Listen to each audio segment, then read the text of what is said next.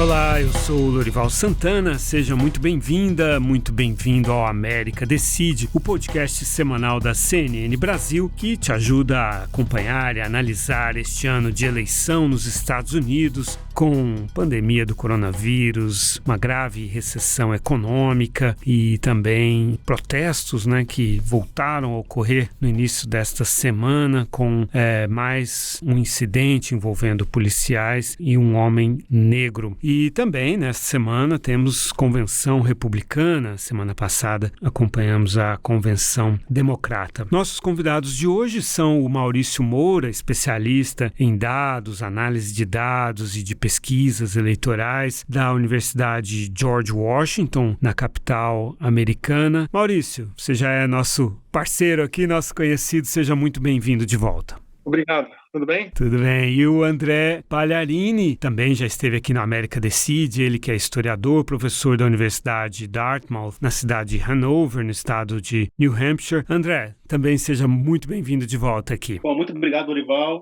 Gostei muito da nossa última conversa quando estive aqui, então é uma felicidade estar de volta. Vamos lá. Maurício, começando com você, as pesquisas indicam que o Donald Trump está encostando no Joe Biden, é isso mesmo? E se for, quais as principais razões? Bem, tem várias pesquisas de tudo quanto é lado, né? Inclusive o Trump acabou de verbalizar exatamente isso que você mencionou, que ele está encostando no Joe Biden, algumas pesquisas o colocam à frente. Na verdade, os resultados que eu tenho acesso e que eu estou olhando aqui ainda mostram uma distância significativa do Biden a nível nacional. A média das pesquisas que a gente tem olhado aqui públicas apontam para uma ordem de grandeza de 10 pontos percentuais e uma liderança dele, inclusive, em alguns estados chaves, como é o caso da Flórida, por exemplo, o caso de Michigan e o caso do Arizona. Agora, o que eu acho interessante, que vale mencionar, que o Trump agora começou a questionar a metodologia das pesquisas, né? Porque muitas pesquisas basicamente perguntam para quem é eleitor registrado, né? Algumas pesquisas não incluem pessoas que eventualmente são elegíveis a votar, mas não se registraram ainda para votar. Então, ele agora começou a questionar isso como uma variável que pode afetar o resultado. Mas, Lorival, eu queria só salientar novamente, todas as pesquisas também estimam um eleitor que vai sair de casa para votar, ou seja,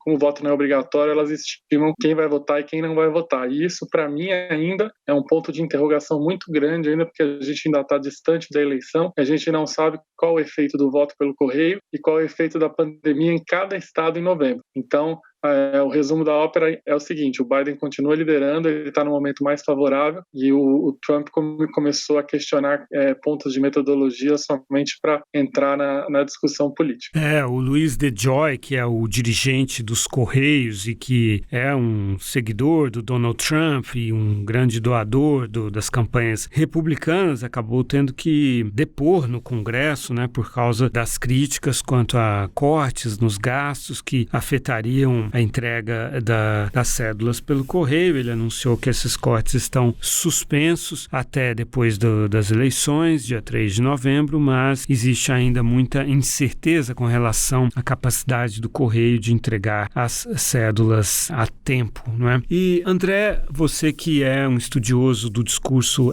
nacionalista, a gente tem uma forte confrontação, um forte contraste entre dois discursos que estão se desenhando, um discurso democrata que fala de resgatar os valores americanos, e tenta retratar o presidente Trump como alguém anti-americano, no sentido de querer dividir a população, de ter atropelado a imigração e, portanto, a diversidade, enfim, e de ser até antidemocrático, autoritário, etc. E o presidente Trump e os republicanos que o apoiam vêm com um discurso de eficiência na economia, daquele que é capaz de gerir e trazer de volta a economia nos trilhos depois dessa pandemia, e também um discurso conservador, no sentido de que estaria do lado da vida, que significa ser contra o aborto, e também em favor das armas, do livre acesso às armas e também da polícia, nesse momento de protestos anos e tal. Essa divisão, ela é uma divisão clássica que se aprofundou neste momento de tanta polarização nos Estados Unidos? Uma coisa que eu vendo a convenção dos democratas na semana passada e agora, né, nessa semana com os republicanos, uma coisa que eu acho interessante assistir são os dois argumentos que a convenção nos traz, assim, dois argumentos paralelos. Uma delas sobre a pessoa, o candidato, né, no caso da semana passada, o Biden. Muitos argumentos sobre a sua decência, né, a sua empatia, compaixão, traços esses, né, que Donald Trump não teria nesse argumento. Então esse é um dos dois argumentos sobre a pessoa. O outro, que na minha opinião é um ponto um pouquinho fraco, indefinido, é sobre o projeto de país, né? Que tipo de país um presidente Biden faria, né, dos Estados Unidos? Claro, essas palavras-chave que você mencionou, né? Diversidade, empatia, compaixão. Estes, de acordo com Biden, são os valores americanos que, né, estão sendo ignorados, que precisam ser resgatados. O Trump, eu acho que nós podemos fazer uma previsão para essa semana sobre a sua capacidade única de continuar a fazer esse país, né, keep America great, para continuar esse processo, que só ele é capaz de fazer isso. Agora, se o projeto democrata na convenção da semana passada foi vaga, eu acho que em termos sólidos para uma agenda de país, essa semana será mais vaga ainda. Antecipando um pouco essa semana, o Trump, sua campanha publicou, acho que foram 50 pontos, né, do que ele faria no eventual segundo governo, e é uma coisa muito, mas muito, assim, leve em termos de detalhes, né? Por exemplo, em termos de educação, são 2 pontos apenas. Uma delas é que todos os alunos vão poder ter escolha na hora de escolher a sua escola, né, pública, privada, enfim. E o outro ponto é ensinar o excepcionalismo americano. E é só isso. Então, se nós vamos comparar esse discurso de qual país vai ser esse a partir do ano que vem, é um discurso muito, mas muito leve, então acho que as personalidades estão se ressaltando muito mais. Isso não é novo, né? Mas dado a conjuntura, dado, enfim, as várias ameaças, problemas desse governo, para mim é um pouco alarmante que nós não temos um pouco mais de definição na área de projeto. Até porque a secretária Betsy DeVos, né, ela foi trazida exatamente por ter se destacado como alguém que lidera, né, a campanha, ela que vem do Michigan, a campanha para garantir verbas públicas e uma regulação favorável para as escolas que são privadas, né, que recebem, que são sustentadas pelo Estado, mas que têm gestão privada. Esse é o, digamos, o núcleo, o centro da política do Trump para a educação, né? O americano ele está acostumado a votar realmente no candidato ou na candidata, não é? Ele não é muito de ficar indo nos detalhes das propostas de cada um, ou ele associa a personalidade com algumas propostas que são as mais importantes para ele. Bem, é uma tendência mundial das campanhas nacionais ter cada vez menores planos de governo, né? Planos de governo mais gerais, porque existe uma lenda entre as campanhas de que quanto mais detalhado é o teu plano de governo, mais você perde tempo explicando o teu plano e menos colocando a sua narrativa principal na rua durante a campanha. Então isso não é, se você for analisar as campanhas grandes nacionais, isso é uma tendência, né? No caso dos democratas, na convenção, eles tem um fato de que os democratas precisavam mostrar uma união do partido em relação ao nome do Biden. Quanto mais o Biden falasse de policy, de políticas públicas, mais divergentes são diversas alas do partido. Então eu acho que eles entraram muito mais numa linha dupla, né? Uma linha de não falar de policy para não desagregar e agregar, e uma linha de não colocar a candidatura do Biden como se fosse somente uma oposição ao Trump, e apresentaram ele como uma persona, né? Agora, em relação às nossas pesquisas, que a gente percebe que, claro, o eleitor sempre tem algum tema que ele é mais importante para votar no âmbito nacional, né? Geralmente o que as campanhas buscam são aquele eleitor, aquele swing voter, né? Que não é necessariamente o indeciso, não é necessariamente o independente, mas é aquele que ele não se afasta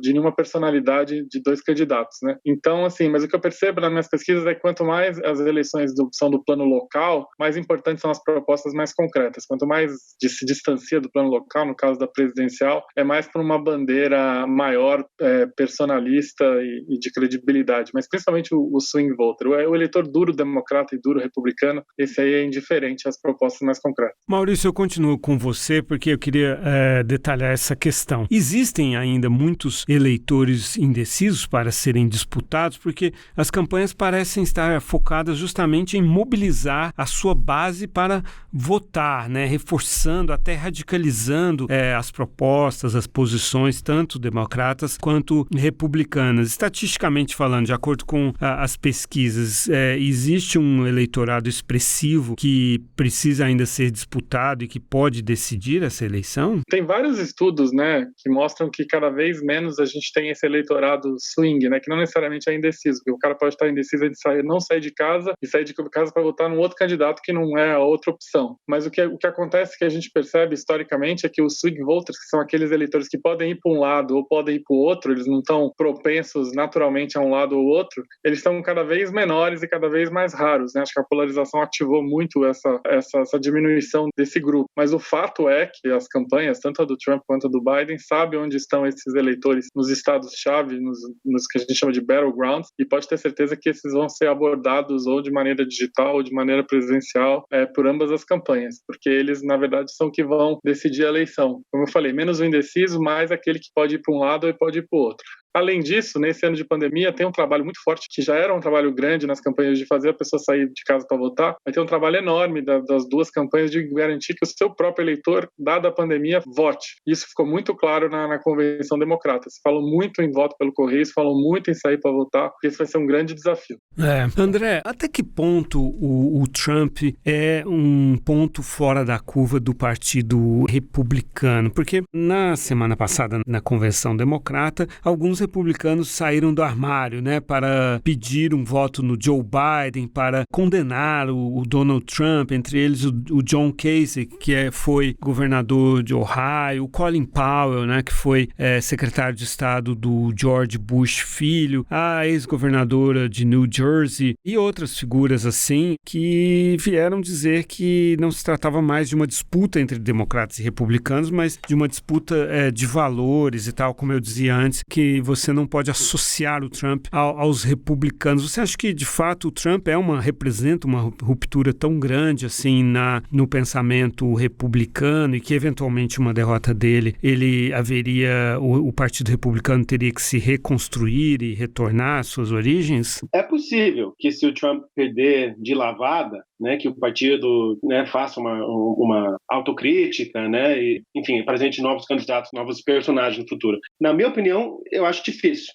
Eu até fiquei surpreso que o John Kasich concordou, né, em aparecer, porque eu achei que ele queria ter um futuro no Partido Republicano eleitoral. Eu acho que, estando, né, na Convenção Democrática, eu acho muito difícil ele conseguir, enfim, a presidência ou qualquer outro posto dentro do Partido Republicano. Porque, assim, no Partido Republicano, hoje, é o partido do Trump. Né? Quem almeja, né, a presidência no futuro não está se distanciando nesse momento. Mike Pompeo, por exemplo, que muitos dizem que talvez vai tentar, Josh Hawley, o senador jovem de Missouri, Tom Cotton, de Arkansas, que né, todos dizem que estão pensando um dia, nenhum deles estão desassociando. Esse pessoal que tem futuro no partido. Nikki Haley também é outra que não se distancia também, mas mantém uma certa distância. Então eu acho que todas essas pessoas sabem, né, que a base do partido é muito apaixonada pelo Trump. Eu acho que vai ser muito difícil romper com isso. Mitt Romney, talvez hoje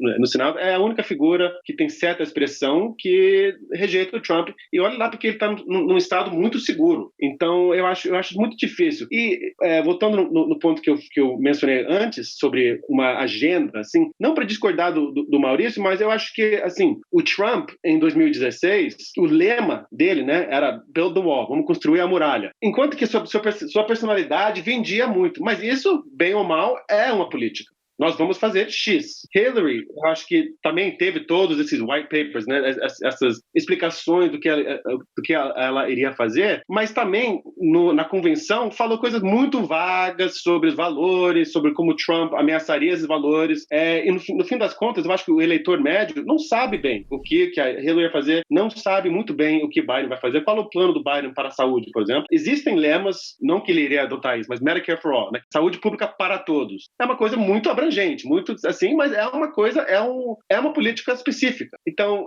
não que, né, o candidato vai apresentar uma lista assim na convenção, mas alguma coisa que o eleitor pode falar, não, o Biden vai fazer X, Trump vai fazer X. Nessa eleição, eu acho que os dois não têm muita marca. Eu acho que nem o eleitor ferrenho do Trump acredita que vai ter uma muralha amanhã. Eu acho que, né, quebrou essa ilusão. Até porque o Steve Bannon parece ter desviado uma parte das doações, né?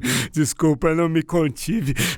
E, claro, é uma acusação. Ele diz que não, né? Ele nega que tenha feito isso. Steve Bannon, que foi coordenador da campanha do Trump em 2016 e assessor da Casa Branca por 7 meses, né? Foi um golpe duro ou o eleitor do Trump não liga para esse tipo de acusação? Acha que pode ser intriga de algum juiz ou democrata? Então, eu acho que o Trump já rompeu esse elo com o Bannon bastante ao longo dos anos, que para ele, eu acho que não é entre, né, as pessoas que pensam em votar nele, não é um golpe tão duro assim, até porque o ecossistema, né, da direita nesse país, que é os apoiadores mais ferrenhos do Trump, quase que qualquer inconveniência, fato que, né, vai contra o que pode ser, não, porque isso é fake news, porque não sei o quê, porque essa pessoa ali, tudo pode ser desmentido. Então, por isso que eu acho que o Trump, nessa campanha, é um exemplo muito, assim, interessante, que vai ser estudado, porque, de um lado, ninguém sabe exatamente o que ele vai fazer, o que ele pretende para um segundo governo, mas a força da personalidade é tão forte que as pessoas apostam na personalidade, no seu modo de governar. Repito, isso não é novo, né? Mas eu acho que nessa campanha é uma coisa que está mais nítido do que normal. Maurício, você acha que na Convenção Democrata os democratas foram longe demais ao falar muito da imigração, do direito de permitir a imigração e de garantir os direitos dos imigrantes ilegais? Chegaram a falar de aborto, de casamento de pessoas do mesmo sexo, de controle maior das armas, também desse programa de substituição, né, do petróleo por fontes renováveis de energia. Você acha que eles perderam muitos eleitores nesse movimento? A informação que eu tenho, Lorival, da campanha democrata aponta para duas coisas. A primeira, que houve uma expectativa que a audiência em 2020 da convenção fosse ser uma audiência mais neutra, porque geralmente a audiência das convenções é a audiência já decidida, né? Tem um viés de confirmação de quem assiste às convenções que só quer ouvir do lado que lhe parece melhor, ou o lado que ele torce, ou o lado que ele já está. E não aconteceu isso. A audiência da Convenção Democrata foi basicamente de pessoas já decididas, que já votariam no Biden de qualquer jeito. Isso já é um dado que a campanha apurou. Mas o que dizem é que muito da narrativa que foi apresentada na Convenção toca, em relação à imigração, por exemplo, toca muito em estados que os democratas estão querendo disputar com mais afinco. Exemplo Flórida, exemplo Arizona e até mesmo exemplo Texas. Então, segundo as minhas fontes, Lorival, eles fizeram isso já pensando num eleitorado que eles querem que tenha um turnout, ou que tenha uma presença maior de latinos nesses estados-chave. E pensando também que ali não se ganha voto, ali se infla a base e se estimula e dá argumentos aí para quem já está do teu lado. Foi esse o objetivo que a campanha democrata colocou isso na semana passada. E aí o André falava do Medicare for All, né, de o Estado de alguma forma garantir a saúde para todos, que a Kamala Harris, a vice do Biden, chegou a aderir a essa proposta do senador Bernie Sanders, que está lá na extrema esquerda do partido, né? E ela agora abraçou a ideia de um aprimoramento do Obamacare, assim chamado, né? Que é a lei de saúde acessível, né? E com convênios médicos, com garantias de doenças pré-existentes, etc. André, você acha que a posição